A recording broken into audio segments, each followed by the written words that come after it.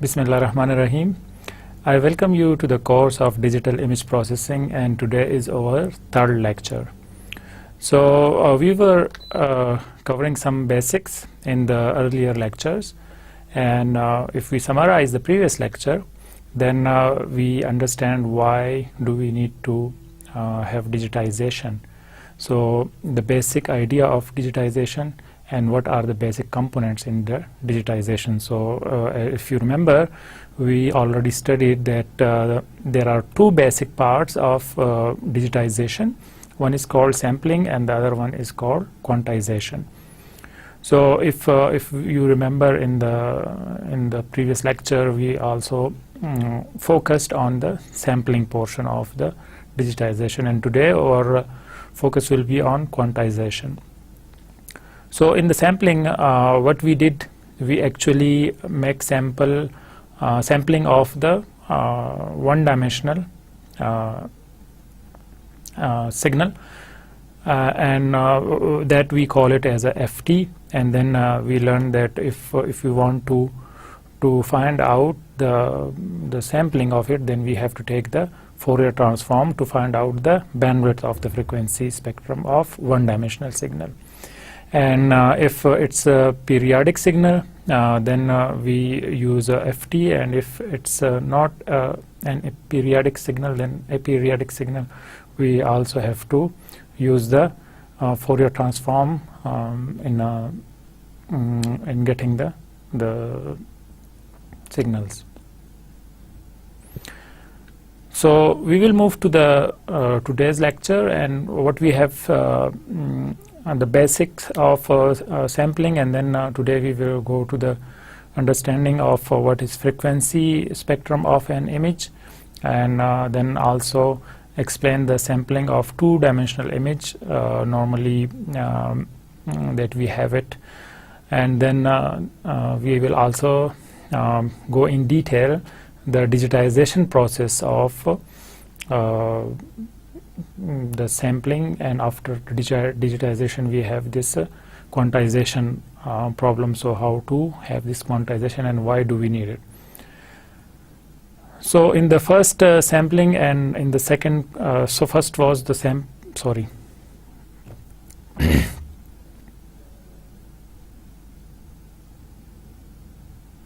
So the first was sampling and the second was quantization. So for that we have to identify mean square error, or we also call it Lloyd Max quantizer. So we will go in detail inshallah.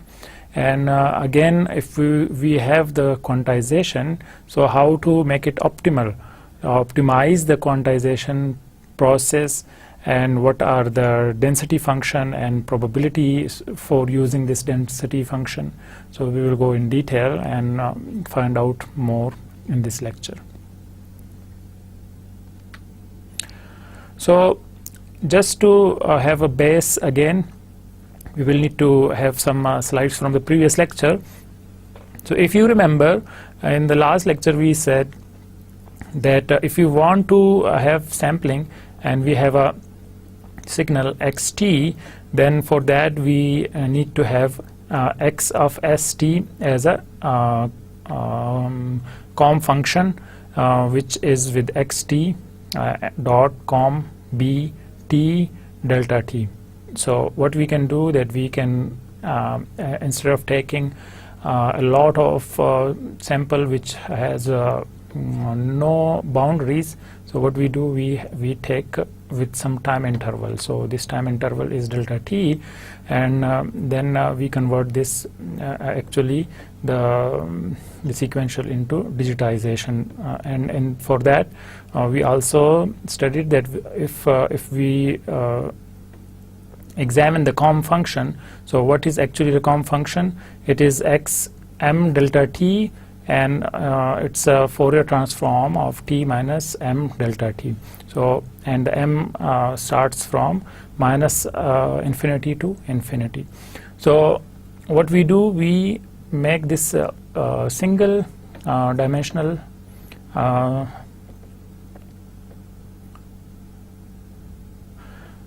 signal, and we convert it into some discrete samples of time interval.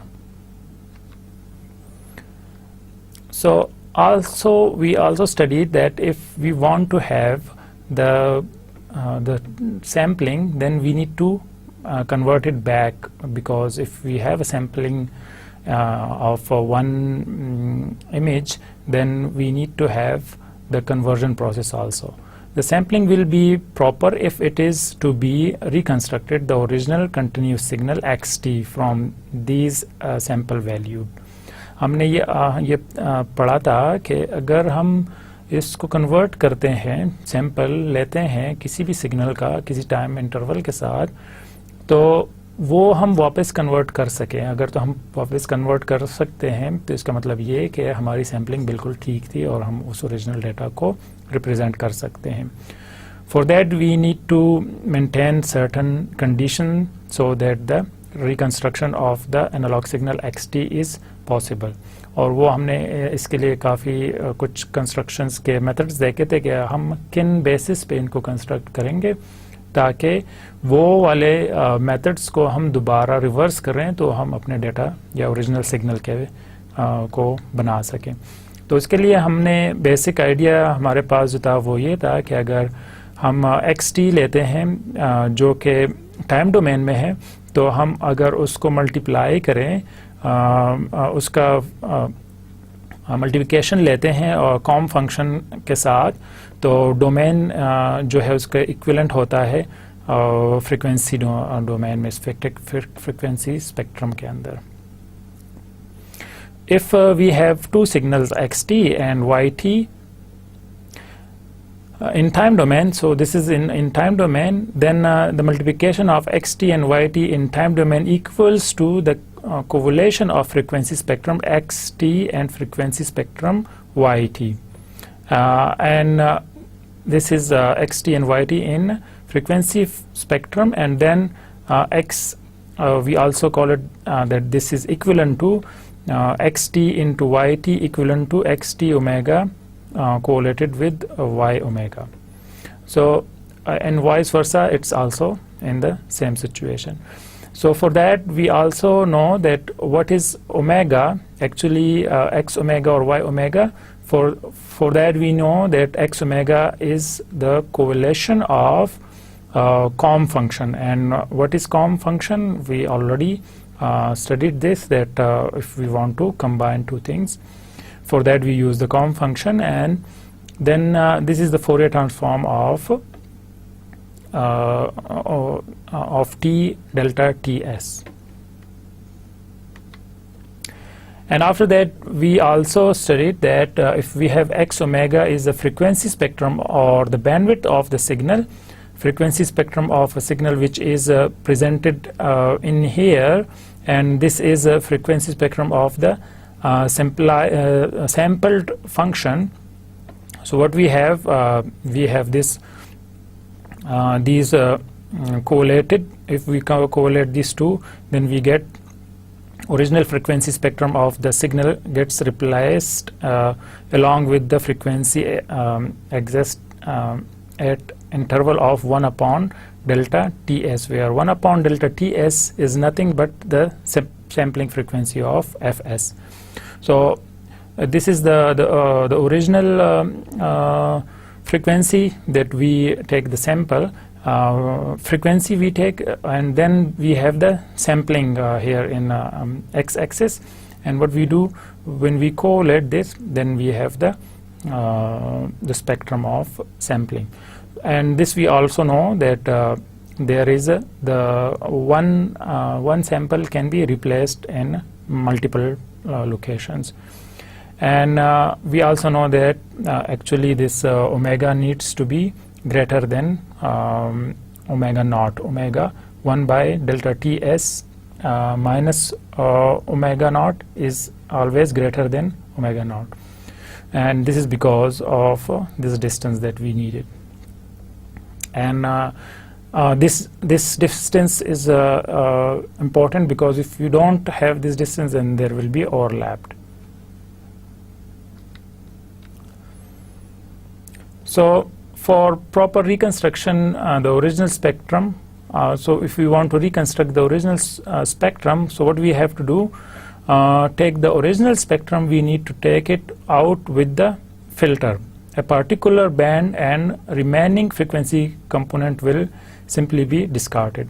So अगर हमें कोई sampling करनी है तो उसके लिए हमें क्या करना होगा कि जो ओरिजिनल स्पेक्ट्रम है उसका एक बैंड लेना होगा, एक सैंपल हमने लेना होगा. जब वो सैंपल हम लेंगे तो हम उसको मल्टीपल टाइम पे रिप्लेस कर सकते हैं. तो अब उसके लिए हमें क्या करना होगा कि हमें उसको किसी एक फिल्टर से, लो पास फिल्टर से गुजारना होता है.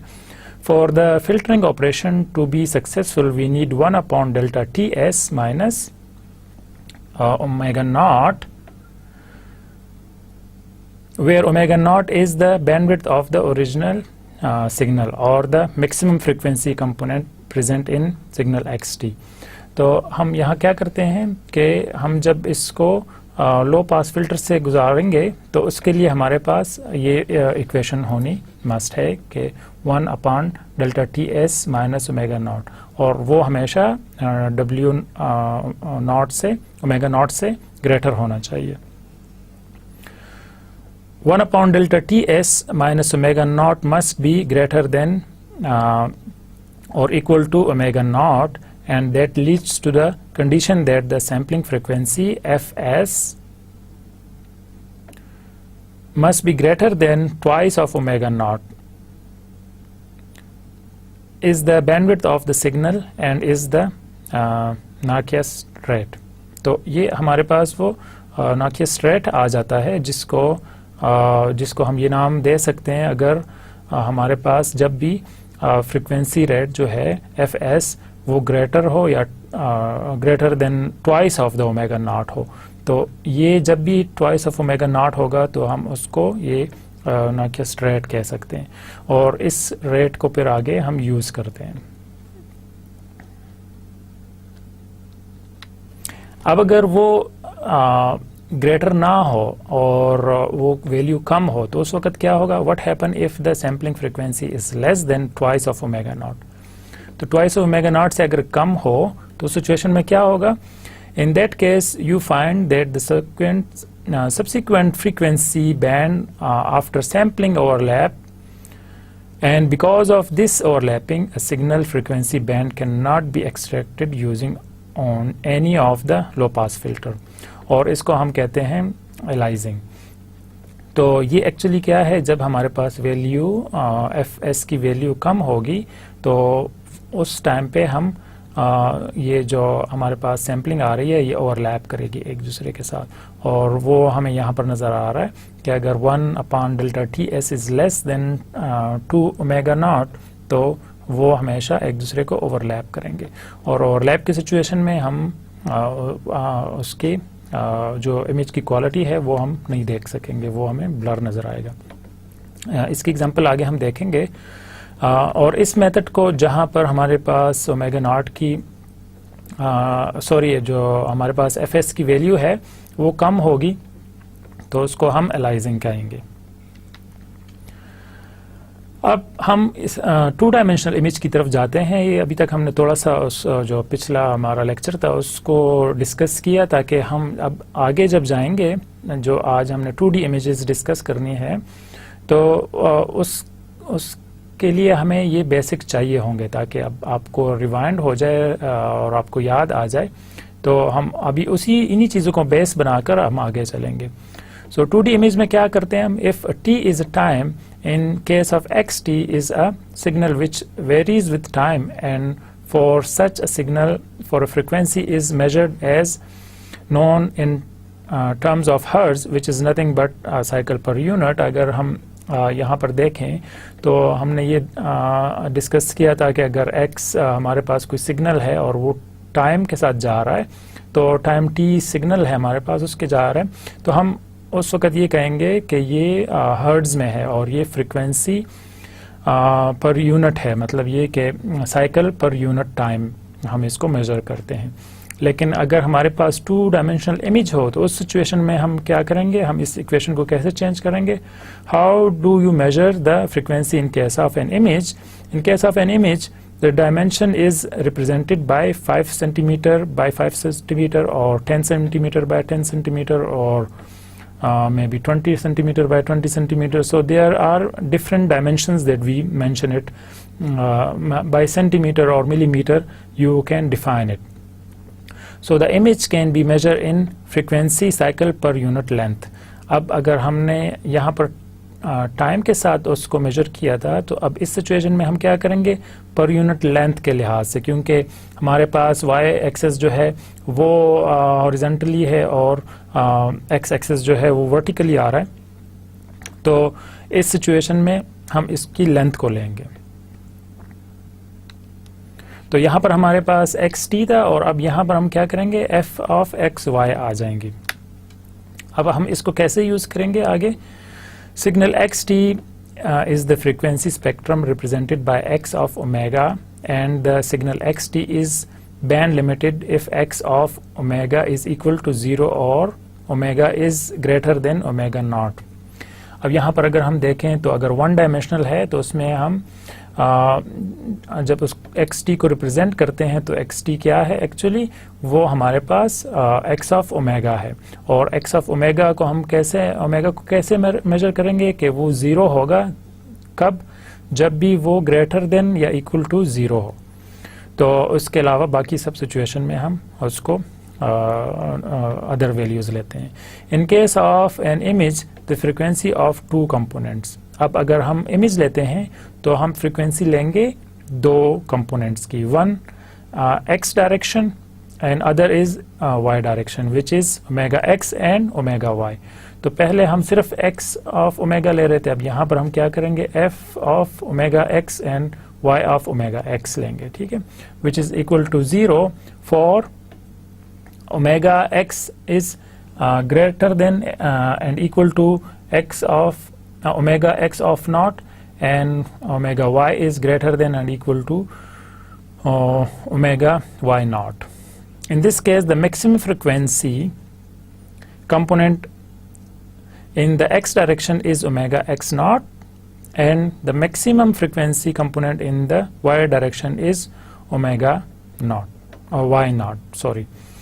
तो हम यहाँ पर देखते हैं कि पहले हमारे पास सिर्फ अगर xt था तो वो हम सिर्फ t डायमेंशनल टाइम के साथ जा रहे थे, तो हम उसका ओमेगा x ऑफ ओमेगा ले रहे थे. लेकिन जब क्योंकि अब हमारे पास x और y दो वैल्यूज़ हैं, तो हम ओमेगा x लेंगे और ओमेगा y लेंगे.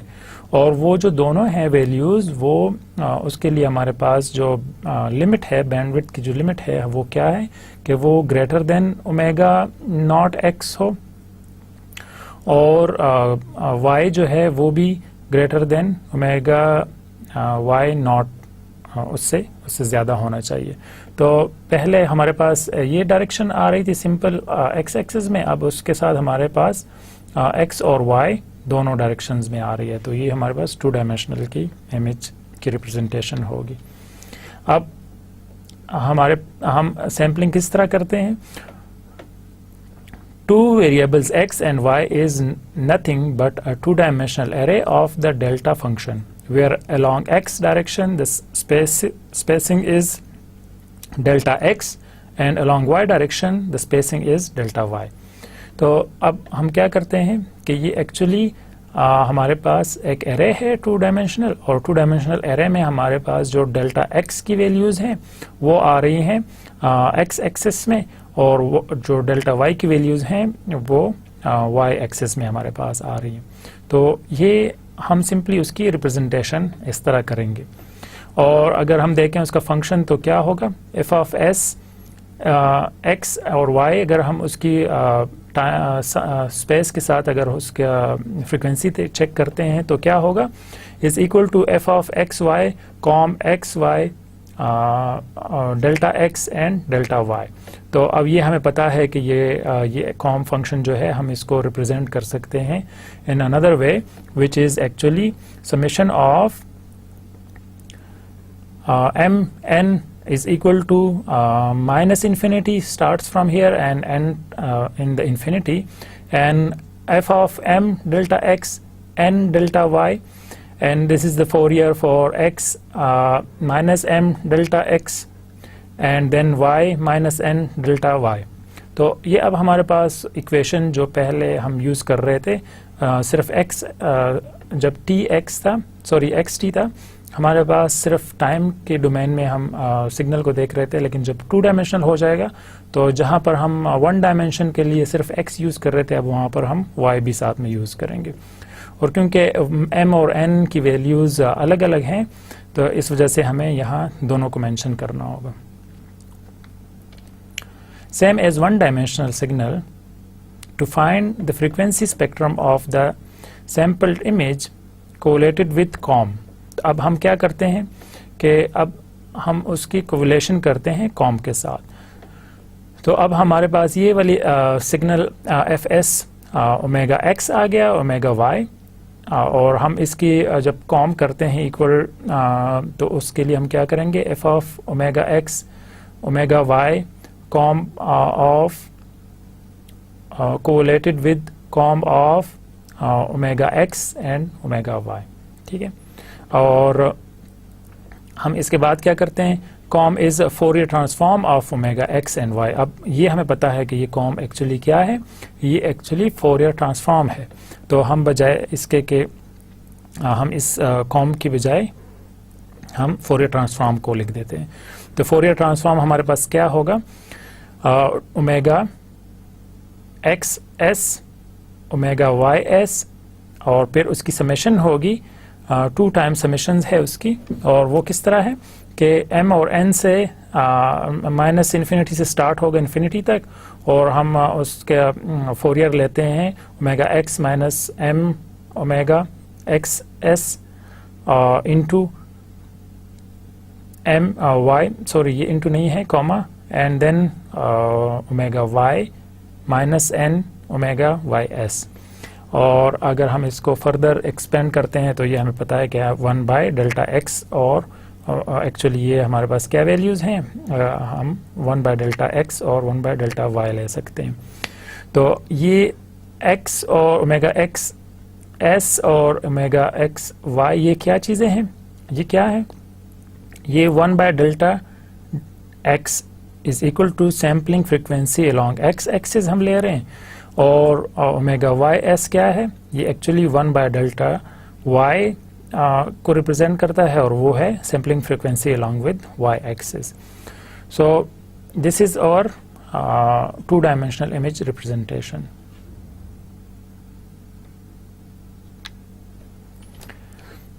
अब हम इसकी और डिटेल में जाएंगे। हम ये देखते हैं कि अब ये हमारे पास एक्चुअली किस तरह रिप्रेजेंट होगा, उसकी विजुअल किस तरह हमारे पास आएंगे। तो वो क्या है, f of s omega x omega y which is equivalent of f of omega x omega y which is the frequency spectrum of the original image. ये अब हमारे पास ओरिजिनल इमेज की फ्रीक्वेंसी आ गई, और हम क्या करते हैं, इसको कोरिलेट करते हैं with the COM of omega x and omega y which is the Fourier transform of the sampling function in 2 dimension. तो ये हमारे पास फोरियर ट्रांसफॉर्म आ जाएगा 2 डायमेंशनल के लिए। The correlation operation repeats the original frequency spectrum in omega x axis in case of 1 dimensional signal. In case of 2 dimensional signal, this will be replaced along both x directional and y directional. तो ये हमें पता है कि जब हम x axis में थे, यहाँ पर अगर हम पीछे जाएं तो ये सिर्फ x एक्सिस में हमारे पास आ रहे थे, लेकिन जब हम y में 2 डायमेंशनल में आएंगे तो ये हमारे पास x और y दोनों डायरेक्शन में चले जाएंगे। तो ये रिपीट होगा सेम फ्रीक्वेंसी जो है मल्टीपल टाइम। किस तरह होगा, we get 2 dimensional array of the spectrum of the image. अब 2 डायमेंशनल स्पेक्ट्रम हम लेते हैं, ठीक है। So here again we find out that the region of support getting replace along y direction and along x direction. अब ये हमारे पास अगर एक सपोर्टिंग है जहाँ से हम स्टार्ट लेते हैं, तो ये ओरिजिनल स्पेक्ट्रम या उसको हम रिप्लेस करते हैं multiple time. The spacing between 2 subsequent frequency band along the x direction is equal to, अब ये जो दरमियान में स्पेसिंग आ रही है हमारे पास, ये क्या है, omega x axis which is 1 upon delta t x. अब डेल्टा एक्स, तो ये क्या है 1 upon delta x, 1 upon delta x हमारे पास आ रहा है ओमेगा एक्स। और ओमेगा वाई क्या है 1 अपॉन डेल्टा वाई।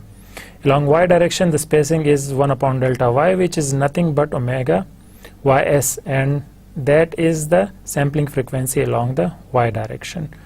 तो ये हमारे पास स्पेस आ रहा है कि कितनी स्पेस के बाद हम सैंपल ले रहे हैं, और दूसरा हम उसको कितनी बार रिप्रेजेंट कर रहे हैं। तो डेल्टा 2 डेल्टा वाई एक्स आ जाएगा इन ये जो हमारे पास इसकी टोटल साइज है।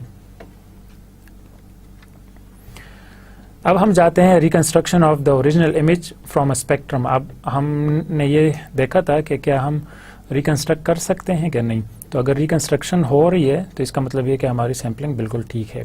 We need to take out the particular frequency band. अब हमने ये फ्रिक्वेंसी बैंड लेना है, उसके लिए हमें क्या करना होगा। For that the signal has pass through low pass filtering. अब हमें इसको लो पास फिल्टरिंग से पास करना है, और उसको हम कैसे रिप्रेजेंट कर सकते हैं।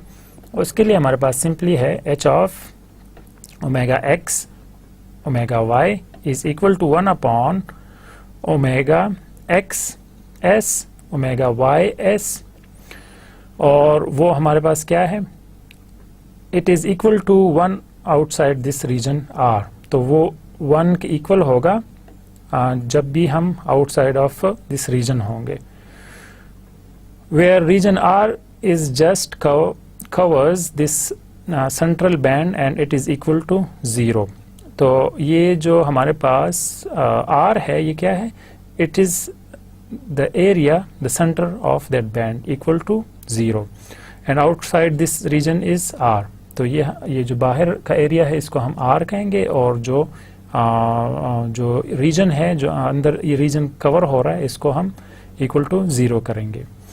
For the low pass filtering the same condition of the Nyquist rate applies। अब हमने ये Nyquist rate को अप्लाई करना है, और इसी को ये जो लो पास फिल्टरिंग है इसको हमने ये वैल्यू हमने बताया था कि इसको हम Nyquist rate भी कह सकते हैं।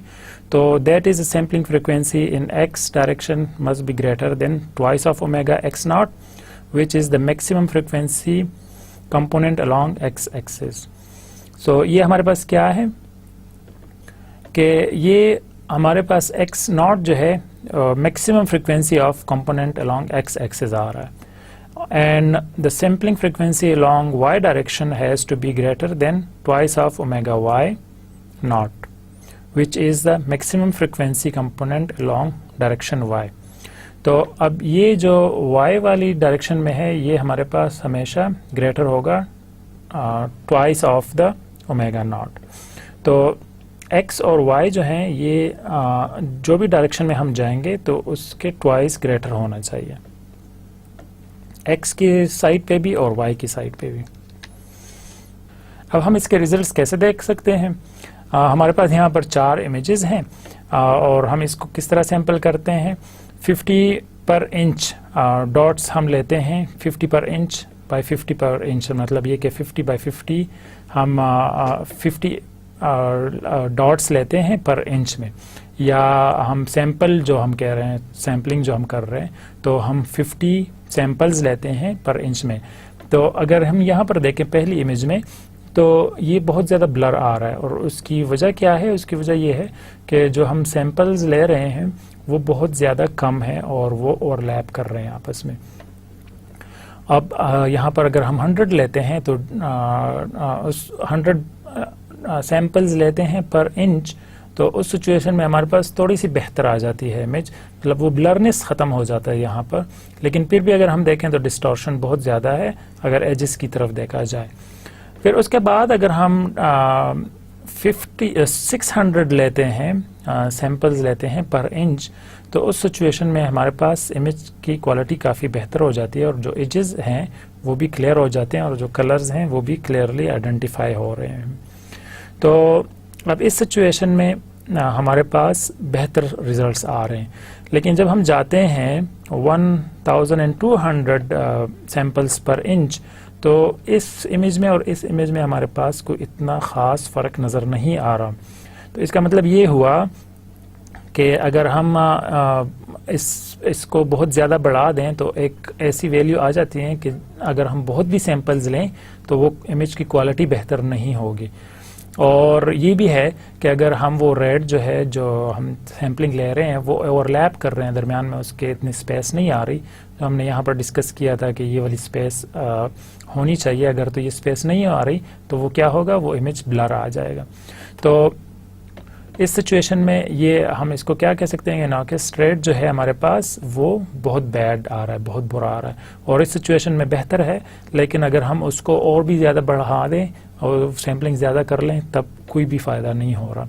तो इस वजह से हमें इन बिटवीन कोई वैल्यू आइडेंटिफाई करनी होती है कि जो रिजल्ट्स भी बेहतर दें और स्पेसिंग या जो साइज़ है फाइल का वो भी ज़्यादा बढ़ ना जाए। अब हम आते हैं क्वांटाइजेशन की तरफ, जो हमारा सेकेंड टॉपिक है डिजिटाइजेशन का। क्वांटाइजेशन एक्चुअली क्या है? Quantization is a mapping of the continuous variable u to a discrete variable u prime. तो हम u वैल्यूज़ लेते हैं जो कि कंटिन्यूस हैं और हम उसको क्वांटाइज कर लें तो उसके बाद क्या आ जाता है, u प्राइम आ जाता है हमारे पास, जो कि एक्चुअली discrete values हैं, where u prime takes values from a set of discrete variable r1। और हम जो u prime है ये कहाँ से values लेगा, ये r1 r2 to rl, ये जो हमारे पास values हैं, set of values हैं, यहाँ से वो अपने discrete values को select करता है। अब हम ये देखते हैं कि इस quantization की हमें क्यों ज़रूरत पड़ती है।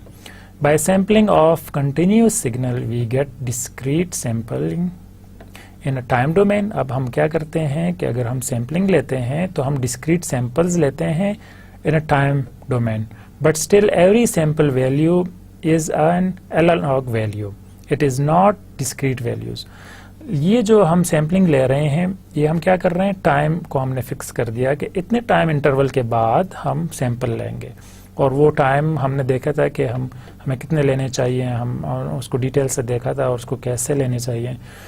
तो ये सारी चीज़ें तो हमने कर ली थी, लेकिन अब ये जो वैल्यूज़ हमारे पास आ रहे हैं ये एक्चुअली एनालॉग हैं। मतलब ये कि ये फिक्स वैल्यूज़ नहीं है, which means the signal value at all possible time instance we have consider only the discrete time instance, and at each of this discrete time instance the value of this sample is still an analog value। हमने इस time को तो discrete कर दिया कि इतने time के बाद हम सैंपल लेंगे, लेकिन जो हम ये वैल्यूज़ ले रहे हैं उसको हमने डिस्क्रीट नहीं किया, मतलब हमने उसको डिजिटाइज नहीं किया। अब इसके लिए हमें अगर इमेज की फॉर्म में जाते हैं, क्योंकि अगर यहाँ पर हम हैं तो ये सिंपल x ऑफ t को अगर हम ले रहे हैं जो कि टाइम डोमेन में है, तो यहाँ पर हम अगर इमेज लेते हैं x और y की सिचुएशन में f ऑफ x और y, तो वो क्या होगा, इन case of an image the sampling is done in 2-dimensional grid where at each of the grid location a sample value is analog। अब ये हमारे पास एक ग्रिड है और इमेज को हम एज अ ग्रिड कंसिडर करते हैं और उस ग्रिड में हम सैंपल्स लेते हैं। ठीक है, कितने ये जो अगर इंच बाय इंच या सेंटीमीटर बाय सेंटीमीटर लेते हैं तो इस सेंटीमीटर के अंदर 1 सेंटीमीटर के अंदर कितने सैंपल्स हमने लेने हैं, तो वो तो हम फिक्स कर देते हैं कि ठीक है हमने फॉर एग्जांपल 10 सैंपल्स लेने हैं। लेकिन जब हम ये सैम्पलिंग ले रहे होते हैं उसकी जो वैल्यूज़ हमारे पास आती हैं वो हमने अभी तक डिजिटाइज नहीं किया। If I want to represent a sample value in a digital computer, then this analog sample value cannot be represented, so we need to quantize for this purpose। अब क्योंकि हमने इसको डिजिटल कंप्यूटर में display करना है, show कराना है और रिप्रेजेंट करना है, उसके लिए हमें क्या करना होगा, इसको डिजिटाइज करना होगा, क्योंकि ये जो वैल्यूज़ हमारे पास आ रही हैं ये हम एनालॉग वैल्यूज़ हैं और एनालॉग को हम रिप्रेजेंट नहीं कर सकते। तो इसके लिए हम क्या करते हैं, एक फंक्शन है उसको स्टेयरकेस फंक्शन कहते हैं, हम वो यूज़ करते हैं। वो कैसे यूज़ होगा और उसकी डिटेल क्या है हम उसको डिटेल से अभी देखते हैं। The quantization is a mapping which is generally a staircase function. हम क्वांटाइजेशन को हम एक किस्म की मैपिंग करते हैं और उस मैपिंग के लिए हम जो फंक्शन यूज़ करते हैं उसको स्टेयरकेस कहते हैं। स्टेयरकेस इसी वजह से है कि वो स्टेयर्स की तरह स्टेप बाय स्टेप है। We define a set of decision or transition level which is transition level tk where k varies from 1 to l plus 1। हम क्या करते हैं कि हम t के वो ट्रांजिशन वैल्यू जो है या लेवल जो है उसको डिफाइन करते हैं और वो k से k is equal to 1 to until l plus 1। तो ये हमारे पास वो वैल्यूज़ आती हैं कि इनमें से वो कौन से लेवल ट्रांजैक्शन लेवल जो है वो क्या होने चाहिए। And also define a set of the reconstruction level that is r k. और अब क्योंकि हम सिर्फ उसको क्वांटाइज नहीं कर रहे, हमने उसको रिकंस्ट्रक्ट भी करना होगा, तो रिकंस्ट्रक्शन के लिए हम क्या करते हैं, आर के यूज़ करते हैं। और आर के क्या है, वो एक्चुअली हमारे पास जो यू प्राइम है जो हम यूज़ कर रहे हैं उसकी वैल्यूज़ है। एंड टी के is greater than you and you is greater than T के प्लस 1। तो इसका मतलब ये कि ये जो वैल्यूज़ हैं के की, ये इस यू के जो लोएस्ट वैल्यू है वहाँ से स्टार्ट होगी और जो हाईएस्ट वैल्यू है वहाँ तक जाएगी। By input signal you along the horizontal direction and along the vertical direction the output signal u prime which is the quantized signal। अब हम क्या करते हैं कि हमारे पास u आ रहा है जो हमारे पास इनपुट सिग्नल है और u प्राइम जो आ रहा है ये इस हॉरिजॉन्टल में वर्टिकल में, तो ये हमारे पास वो जो क्वांटाइज सिग्नल है वो आ रहा है। ठीक है। If input signal u lies between the transition level t1 and t2 then the reconstruction signal or the quantized signal will take a value r1 and r2। तो अब अगर हमारे पास कोई भी इनपुट सिग्नल जो इस डायरेक्शन में है वो आ रहा है t1 एंड t2, तो t1 और t2, तो उसके लिए हमारे पास ये वाली वैल्यूज़ होंगी r1 और r2 के दरमियान जो वैल्यू आ रही है ये। ठीक है। अब अगर t2 और t3 के दरमियान कोई सिग्नल u आ रहा है तो हमारे पास उसके लिए वैल्यू क्या होगी, जो r2 और r3 के दरमियान है, तो ये वाली जो वैल्यू है हमारे पास ये आएगी। ठीक है। Similarly, if the input signal lies between tk and tk plus 1, then the reconstruction signal will take the value of rk and so on। अब हम यहाँ पर देखते हैं कि अगर tk plus 1 आ रहा है तो वो जो वैल्यू हमारे पास इसके अगेंस्ट यहाँ पर आएगी rk और l के दरमियान होगी। ठीक है।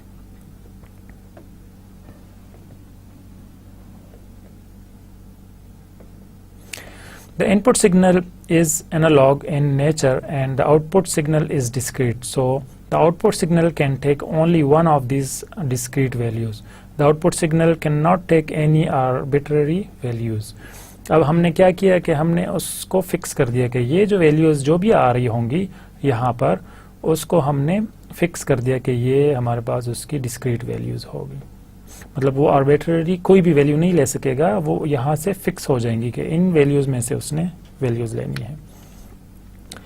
अब यहाँ पर हमारे पास एक एरर आ रहा है, उसकी वजह यह है कि जब हम किसी एनालॉग को डिजिटल में कन्वर्ट कर रहे हैं, डिजिटाइज कर रहे हैं, तो वो कुछ जो एरियाज़ हैं वो हमारे पास मिस हो रही है। Ideally whenever the input signal is given the output signal should be same as the input signal and that is necessary for the perfect reconstruction of a signal। अब जो हमने सिग्नल एज अ इनपुट दिया है, अब अगर हम उसको reconstruct करें तो हमारे पास आउटपुट भी वही आना चाहिए। But we know that for quantization or output signal is one of the discrete set of values which is not always the same as the input signal. लेकिन जब हम एनालॉग सिग्नल देते हैं तो जब हम उसको कन्वर्ट करते हैं डिस्क्रीट में, तो डिस्क्रीट से वापस जब हम एनालॉग में आते हैं तो वो वाली वैल्यूज़ नहीं आ सकती. उसकी वजह यह है कि हमने उसको एक ख़ास इंटरवल के साथ फिक्स कर दिया था. By staircase function there is always some error in the output signal और द क्वांटाइज सिग्नल. अब हमारे पास हमेशा एक एरर आएगा जब भी हम उसको क्वांटाइज करते हैं. Let us see that what is the nature of this error. अब हम इस एरर को देखते हैं कि वो एक्चुअली एरर हमारे पास कैसे आ रहा है और उससे क्या मसला खड़ा हो रहा है. अब हम ये करते हैं कि जो हमने यहाँ पर सिग्नल लिया था ये वाला, हम इसी को आगे यूज़ करते हैं. The line inclined at 45 degree with the u-axis across the staircase function, whatever is the signal value, it is the reconstructed value. But in case of quantize, we take the discrete value which is between t1 and tk, which the error is introduced. अब हम यहाँ पर देखते हैं कि ये हमारे पास वो एनालॉग सिग्नल आ रहा है, ठीक है, जो हमारे पास u एक्सेस में है. अगर तो ये सिग्नल है, अब t1 और t2 के दरमियान जो भी वैल्यू है उसके लिए हम क्या यूज़ कर रहे हैं, r1 और r2 को यूज़ कर रहे हैं, ठीक है. अब ये वैल्यूज कैरी कर रही हैं t1 से t2 तक, ठीक है, यहाँ तक आ गई. लेकिन ये वेरिएशन जो है ये हमारे पास सिर्फ इस r1 और r2 के दरमियान जो वैल्यू हैं इससे हम रिप्रेजेंट कर रहे हैं, और वो हमारे पास स्ट्रेट हैं, ठीक है, मतलब एक ख़ास वैल्यूज़ हैं. अब अगर हम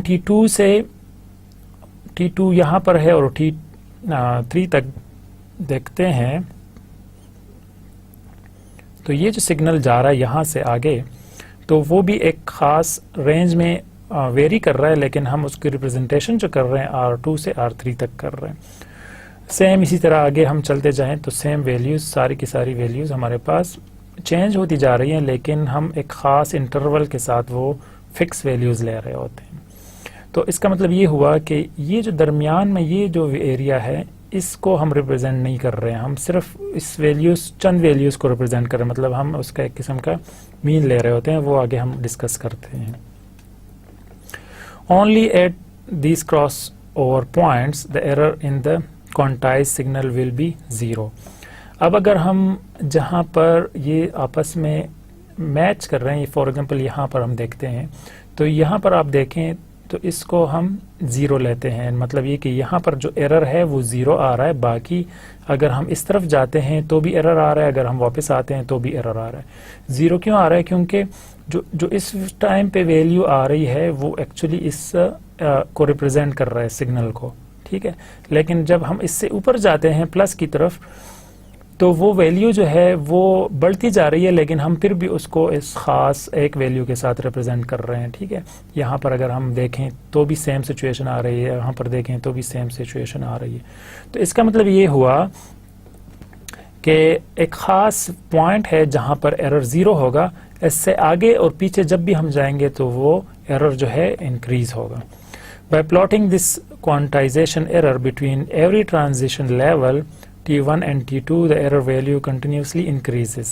अब अगर हम T1 और T2 के दरमियान इसको ड्रॉ करें तो ये जो एरर है वो इंक्रीज होता जा रहा है, ठीक है. तो इंक्रीज हो रहा है, फिर T2 पे आकर ड्रॉप हो जाता है, 0 हो जाता है, फिर उसके बाद इंक्रीज हो रहा है, फिर ड्रॉप होकर 0 हो जाता है, फिर इंक्रीज हो रहा है, फिर ड्रॉप. मतलब ये कि ये जो एरर हमारे पास आ रहा है ये एक ख़ास पैटर्न के साथ आ रहा है. What is the effect of this error on the reconstruction signal? अब अगर हम रिकन्स्ट्रक्शन कर रहे हैं तो उस पर क्या असर पड़ेगा उसका. उसके लिए हम क्या करते हैं, हम सिंपली वन डायमेंशनल सिग्नल को लेते हैं ताकि उसकी आसानी से समझ आ जाए. One dimensional signal f of t which is function of t, let us see the effect of quantization on the reconstruction signal. ये हमारे पास सिग्नल आ रहा है तो असर क्या होगा. Signal is plotted in the vertical direction so that we can see the transition level. ये जो सिग्नल है इसको हमने वर्टिकल डायरेक्शन में ड्रॉ किया है और ये ओरिजिनल सिग्नल है, तो हम ये सिर्फ देखने के लिए कि हमारे पास क्या उसकी वैल्यूज़ आ रही हैं। If the input signal lies between the transition level Tk+1, अगर हम Tk से स्टार्ट करते हैं और Tk+1 पे आते हैं, तो इसके लिए हमारे पास जो वैल्यू आएगी, the corresponding reconstruction signal will be Rk-1, तो वो Rk-1 के दरमियान आएगी। ठीक है, तो ये हमारे पास Tk और Tk+1 के दरमियान अगर हम देखें, तो यहाँ पर corresponding वैल्यू का क्या आ रही है। अगर ये हमारे पास Tk, यहाँ से देखें इस वैल्यू पे, इस वैल्यू पे हमारे पास ये वाला हम सिर्फ इसको Rk ले रहे हैं। ठीक है, Rk+1, और उसके बाद अगर हम Tk+1 और Tk+2 को देखें, जो यहाँ पर वैल्यू आ रही है, तो उसको हम कैसे रिप्रेजेंट कर रहे हैं, वो हमारे पास ये वाली वैल्यू आ रही है। ठीक है, यहाँ से।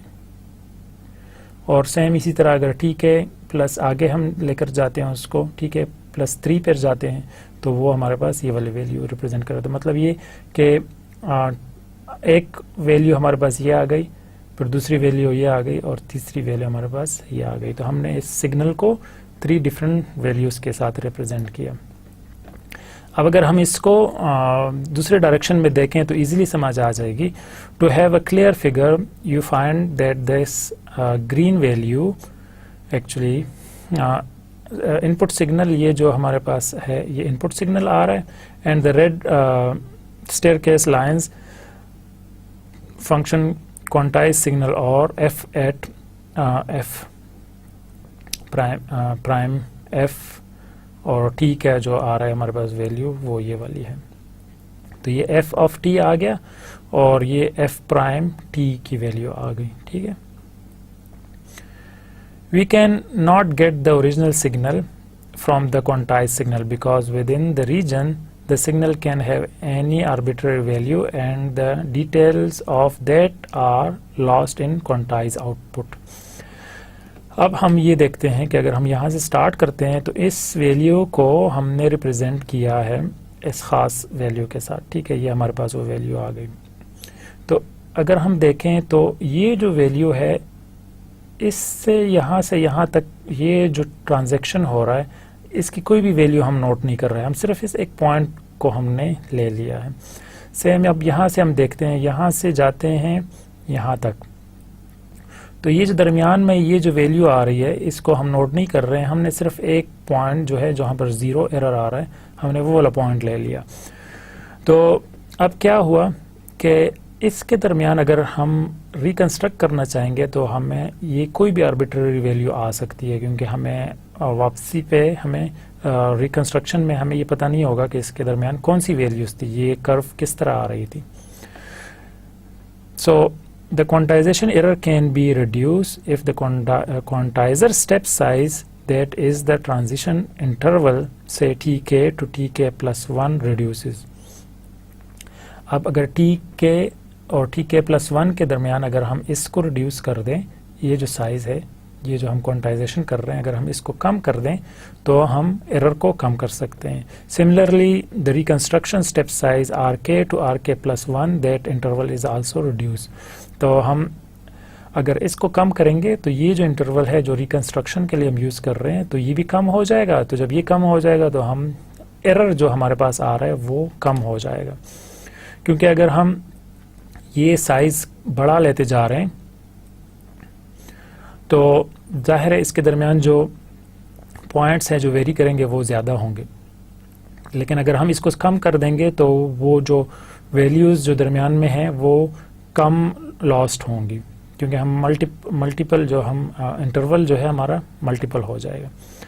अब इसके लिए हम क्या करते हैं, जब हम इस एरर को रिमूव करते हैं या इसको कम करते हैं, उसके लिए हम एक ख़ास मेथड यूज़ करते हैं। For quantizer designer it will be to minimise the quantization error. अब अगर हम इसको डिज़ाइन कर रहे हैं या बना रहे हैं, तो उसके लिए क्या होगा, ज़रूरी ये होगा कि वो इस एरर को कम करे. So we have to have an optimal quantizer, and this optimal quantizer mean square error quantizer known as a Lloyd Max quantizer. तो हम इसको हम ऑप्टिमल मीन स्क्वायर जनरेट करते हैं या उसका एरर को कम करते हैं, तो उसको हम लेआउट मैक्स क्वांटाइजर भी कह सकते हैं.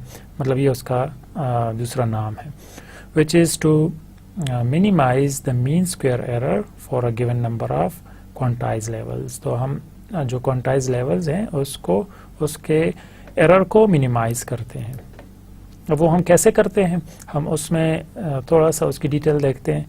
Assume that you be a real scalar random variable with a continuous probability density function pu of u. हम इज्यूम करते हैं कि हमारे पास u जो है वो एक रियल स्केलर रैंडम वेरिएबल है, और वो जो प्रोबेबिलिटी हम ले रहे हैं, कंटिन्यूस प्रोबेबिलिटी डेंसिटी, वो हम उसको रिप्रेजेंट करते हैं pu into capital U. Sorry, not capital, but it is also a u. And it is desired to find the decision level Tk and the reconstruction Rk for L level quantize, which is to minimize the quantize noise or quantization error. तो हम क्या करते हैं कि हम इसको decrease करते हैं ताकि हर जो क्वांटाइज एरर आ रहा है वो हमारे पास कम हो जाए. अब हम मीन स्क्वायर एरर कैसे जनरेट करते हैं, उसको कैसे कैलकुलेट करते हैं. So if you remember that u is the input signal and u prime is the quantized signal. अब अगर आपको याद है कि स्टार्ट में हमने देखा था कि u जो है वो हमारे पास इनपुट है और u prime quantized signal है. So the error of reconstruction is the input signal minus the reconstruction signal. हम क्या करते हैं कि वो एरर क्या है, ये जो एरर हमारे पास आ रहा है वो input signal minus the quantize signal, और उसका हम स्क्वायर लेते हैं. ठीक है, मीन स्क्वायर लेते हैं. The mean square error is given by the expression value of u minus u prime square, and this value is. अब हम इसको और किस तरह एक्सप्लेन कर सकते हैं, वो हमारे पास है summation of t1 till t plus l plus 1 और u minus u prime square pu u and du. तो ये हमारे पास एक्चुअली हम क्या कर रहे हैं, प्रोबेबिलिटी डेंसिटी फंक्शन ले रहे हैं. ये जो pu है हमारे पास प्रोबेबिलिटी डेंसिटी फंक्शन आ जाएगा. u minus ri square where ri is the reconstruction level or the reconstructed signal in the interval ti to ti plus 1.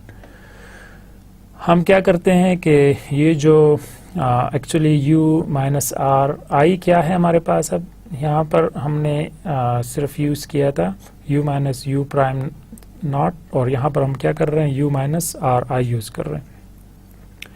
तो ये हमारे पास क्या है, is the reconstruction level or the reconstructed signal in the interval ti to ti plus 1.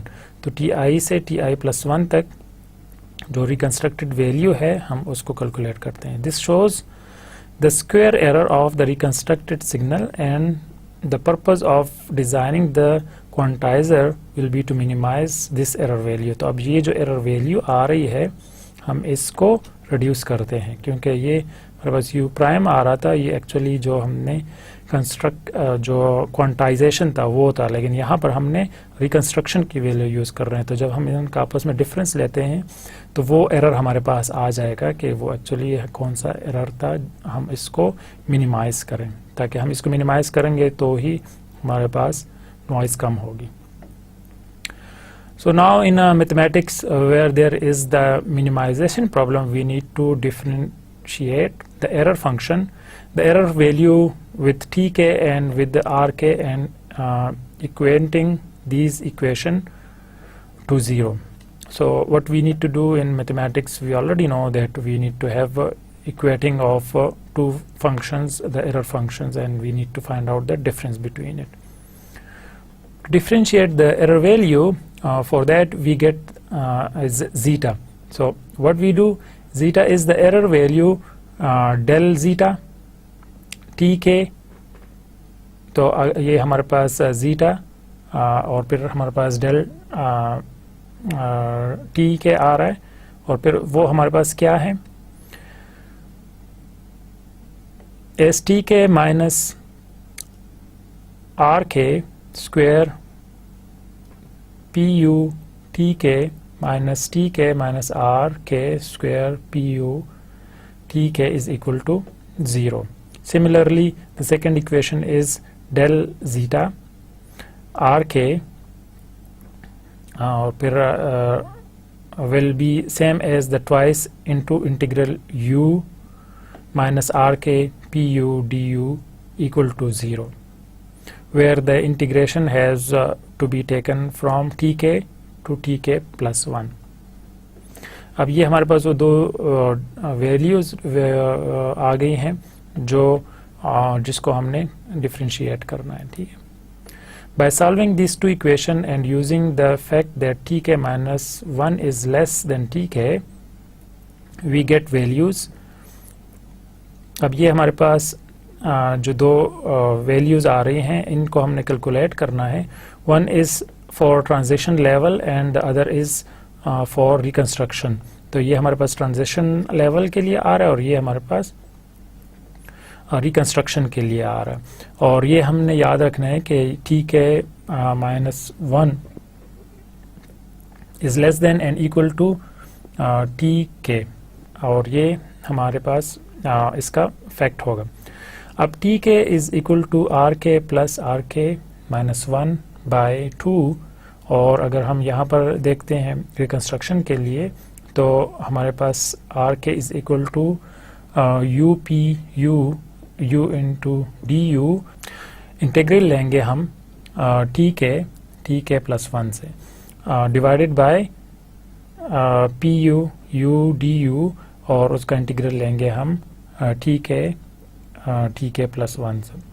So which is equal to e into u. U is a member of tk. So where tk is the kth interval, तो ये kth interval हमारे पास tk आ जाएगा. So what do we get from these two equation? हमारे पास दो चीज़ें इससे साबित होती हैं. Optimum transaction level tk lies halfway between the optimal reconstruction level.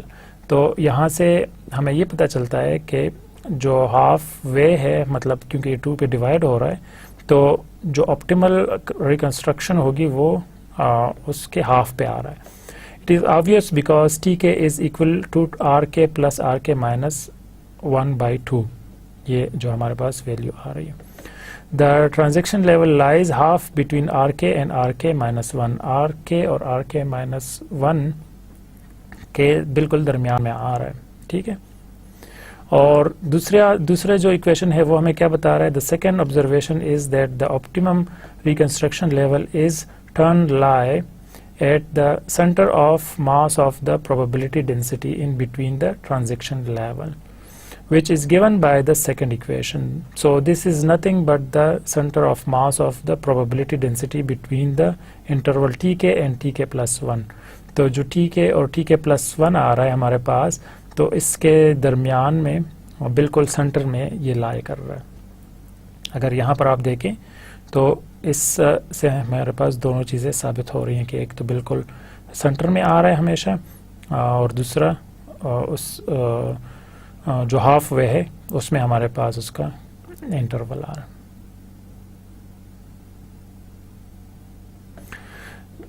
These two equation are non-linear equation. तो अब हमारे पास ये जो दोनों इक्वेशन आ रहे हैं ये non-linear है. To solve non-linear equation with the help of Newton iterative method. अब हमने Newton iterative method यूज करना है ताकि इसको हम सॉल्व कर सकें. If the number of quantization level is very large, we can approximate PU, the probability density function, as piecewise constant function. हम अगर तो बहुत लार्ज है हमारे पास क्वांटाइजेशन वैल्यू, तो हम प्रोबेबिलिटी डेंसिटी फंक्शन का पीस वाइज कांस्टेंट फंक्शन ले सकते हैं। वो किस तरह होगा? The probability density function like a Gaussian function. ये हमारे पास जो प्रोबेबिलिटी डेंसिटी फंक्शन है ये गॉसियन की तरह काम कर रहा है। We can approximate it in between the level t J and T J plus. तो ये हमारे पास क्या आ रहा है? टी जे और टी जे प्लस के दरमियान आ रहा है, ठीक है। We have mean value of this as t j hat, और इसकी जो मीन वैल्यू है वो हमारे पास क्या आएगी?